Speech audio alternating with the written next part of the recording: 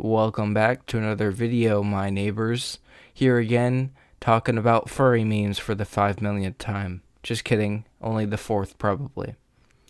So today I'm going to be talking about furry memes or animated memes in general and their very overall quality. So every single furry meme is basically what I'm addressing here, or most furry memes. So if you don't know what a furry meme or animation meme is what it's basically somebody takes their favorite OC or favorite already established character and makes a short animation with it. Obviously, a lot of furry memes are basically the same thing, same animation looped over and over again, not really too creative, just copy and paste it over and over, kind of just like the commentary community, just adding a little bit extra to each person, each commentator has their own specific voice and way of speaking, kind of, and each furry meme animator has their way of animating and drawing, whether that be good or horrible. So basically, furry memes are the commentary community somewhat. Most of them are bad, some of them are good. Anyways, with furry memes, they really just always follow the same plot. Take a popular song or a song that's already been remixed before, put in your OC or favorite character like Sonic or something, have them dance around to the song, and then you're good.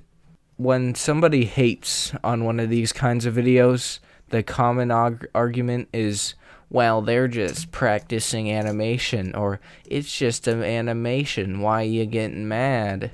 I mean, everything on the internet has a place for criticism, no matter what it is, unless it's like cancer research videos. Like, it shouldn't be criticized, really. It's the internet. You're going to get criticized, and it's fine to be criticized if it's constructive. If it's somebody going in your comments and saying, wow, you're a furry, you're a gay, then that's not very nice. But if it's somebody saying, well, I think you did an okay job, or, well, you didn't do a good job, and I think you should improve with these things, obviously these can be helpful towards the creators, and that's definitely helped me before when people point out, it's like, hey, you look like you're making your video on an Atari 2600. Kind of am.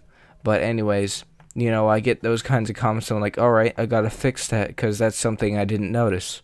So getting constructive criticism online about what you're doing in art is pretty good.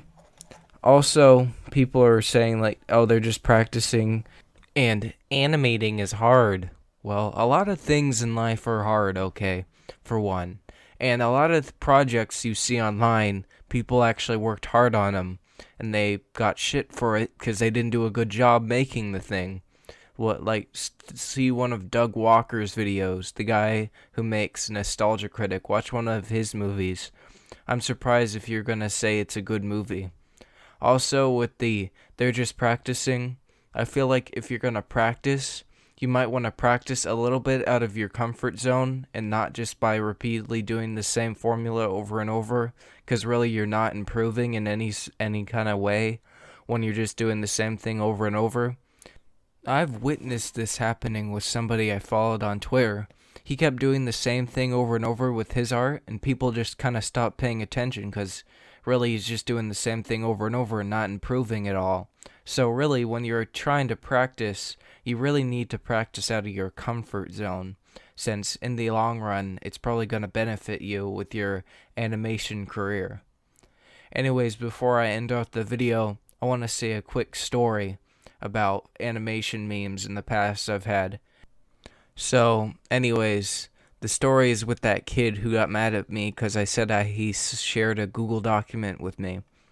So what happened was I was in class and he was working with me as a partner a few weeks ago, and he started singing one of the songs that's very popular in the furry meme community, which is Boom Boom Boom. I'm pretty sure is what it's called. It's not a very good song. It's very annoying.